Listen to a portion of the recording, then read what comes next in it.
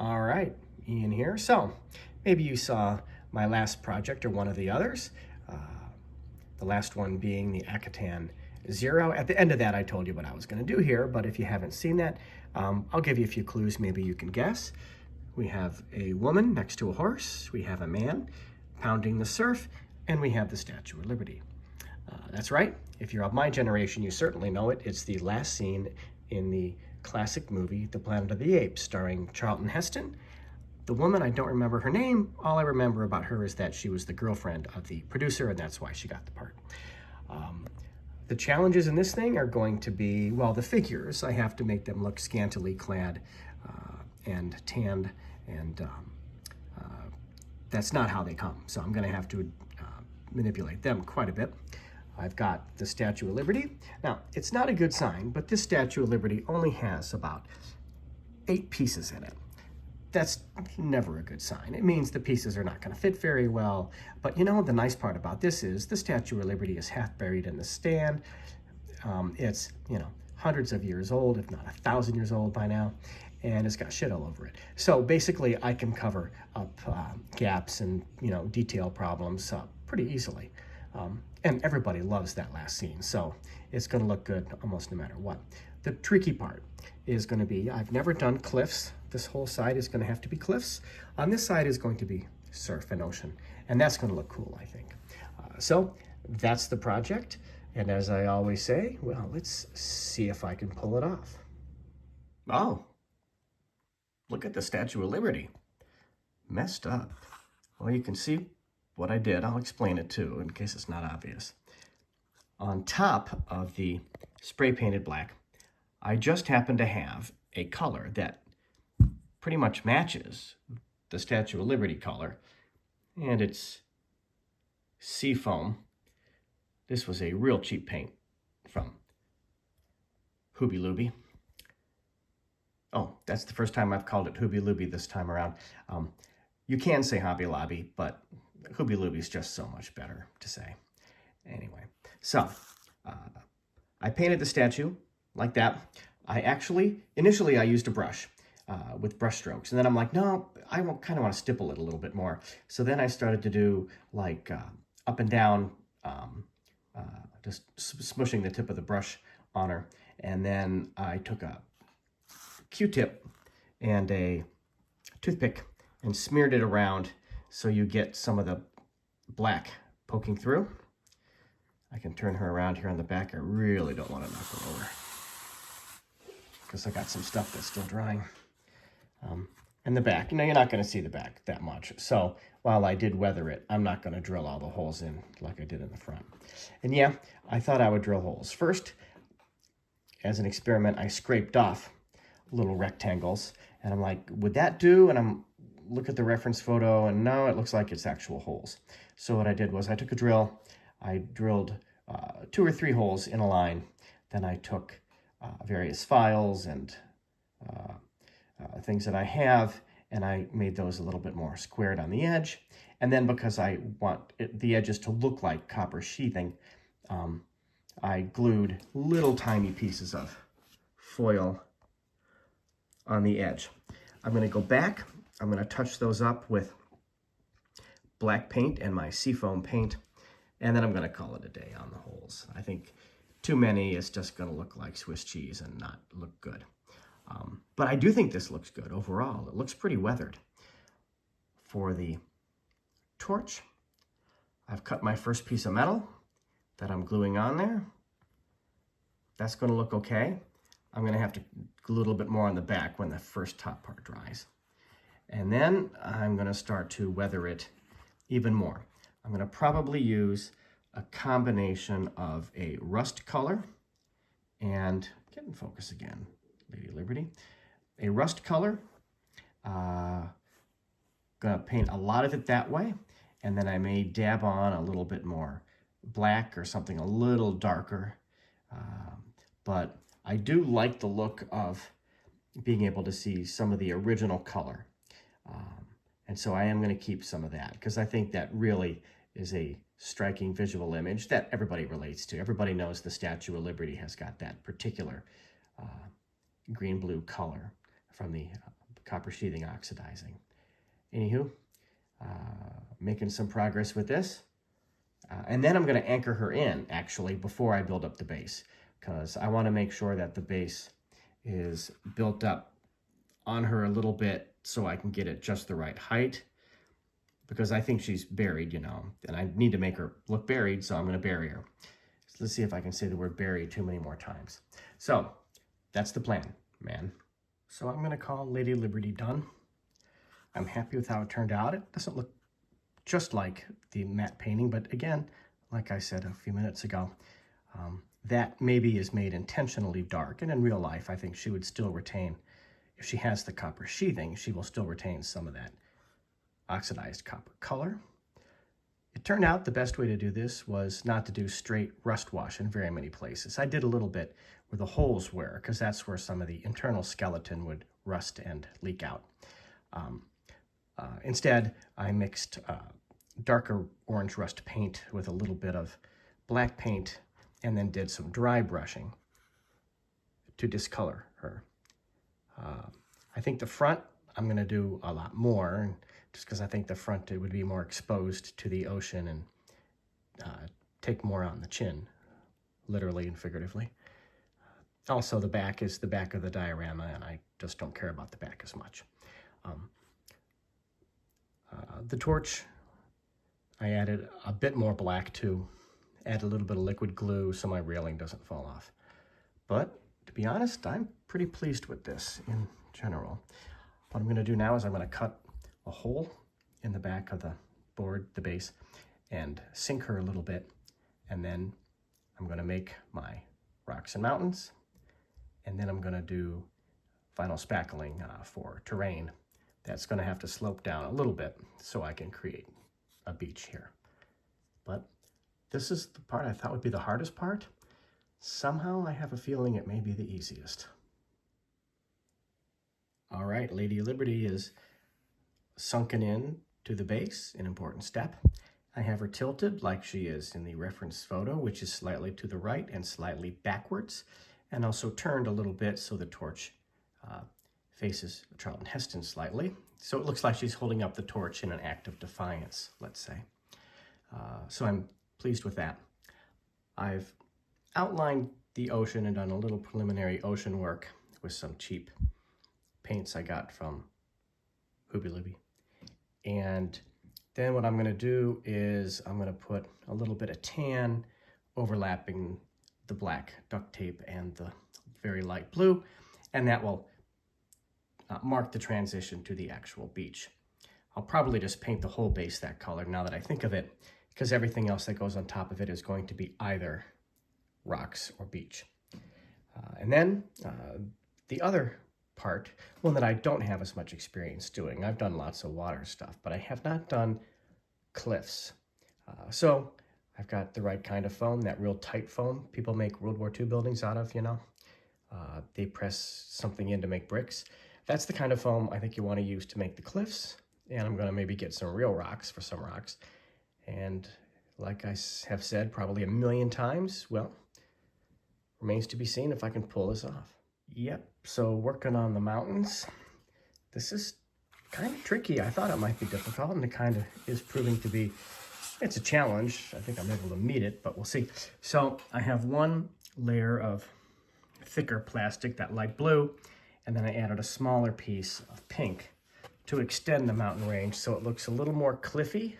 You can see here, this is really hard to focus on, but you can see here a little more cliffy back near the statue. And I'm not going to be able to get it like in the movie where it goes up like here. That would just look ridiculous. So this is the best cliffs I think I can realistically do in this format. I glued this down. I had to take off my duct tape because it just didn't glue to the duct tape. So I got it down to bare styrofoam, and I'm using my Weld Bond glue, and that seems to be holding really well. In pieces where there's a join, like here, I'm going to probably fill that in with some sort of glue or maybe spackle. And then I got to figure out how I'm going to paint this to make it look kind of uniform. You know, it needs to be dark enough that you can't see that that's pink and that's light blue. And another thing I'm doing is I take a fork and scrape along here kind of randomly, up and down and right and left, and it gives it kind of a nice weathered look that honestly is better than I thought. It's better than I thought it would look. What you don't want to have is a look where it appears that somebody has scraped a fork across it. Yeah, there's a fine line between scraping a fork look and that looks like weathered natural mountain look. So I'm gonna do some more scraping with my fork. And then I'm gonna seal the gaps and kind of work on my plan for painting this. If I try to cover it with something, I'm gonna cover up all the subtlety in the scratches. And since this is a small scale, you know, I need to have some small scale detail. It can't be a giant smooth thing of rock because that's, you know, not gonna occur in nature in a 1 to 72nd scale figure. That also reminds me, I need to put my figures really far away from the rocks. Otherwise, you're gonna be like, Charlton Heston's as big as a mountain. And he's not, or he wasn't, rest in peace. So that's what I'm gonna do. Yada, yada, yada. You know the rest. At this point, I have got a pretty good mock-up of what I'm gonna do to complete this piece. The mountains are set, the mountain range. They're not as tall as they are in the reference photo, but for me to make them that tall, they'd have to be about 5 inches high. That would just look ridiculous and out of proportion. So I have had to, by necessity, scale those down.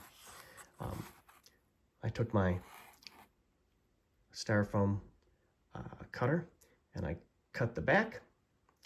The white part will be hidden by the board I'm using as part of the base or the box. The top part I'm going to paint the basic mountain color when I get to that point. In order to give some variation in the mountains, I've taken some black and put that in the deepest crevices. I took some red brown and put that around some of those deep crevices. And I'm going to paint the basic mountain color here in a little bit and see where that gets me. I may need to modify that color a little bit, you know, maybe add some red just for some of the rocks to make them look different from some of the other rocks. But to be honest, I think that is going to turn out. It was a bit of work, a bit more labor intensive than nearly anything else. But on the other hand, it's an important part of the piece. There's really only 3 major elements. There's the statue, the mountain range, and the ocean beach. I have painted just a basic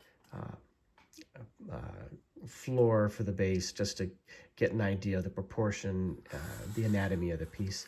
And but a lot of that will be covered up by vinyl spackling. The ocean will probably stay this color. I'm not going to put spackling there. Why? Because there has to be a tapering off so it'll hold water and look like the ocean. But it's coming along. I'll get back to you when I've got a little more done. So we're just about at the end of part 1 of my making of the ending of the Planet of the Apes diorama. If you're still awake and curious to see if I can pull off something that looks anything at all like this, please proceed to part 2, noting that I'm not going to make the girl and the horse just Charlton Heston. I think that has more impact, and also I don't have a little tiny horse. If you're interested in the history of matte painting, since this is a matte painting and not an actual model of the Statue of Liberty that they used for the film, just keep watching because I've attached about a 5.5-minute tutorial on the classic art of Hollywood matte paintings at the end of this. Enjoy. Or not.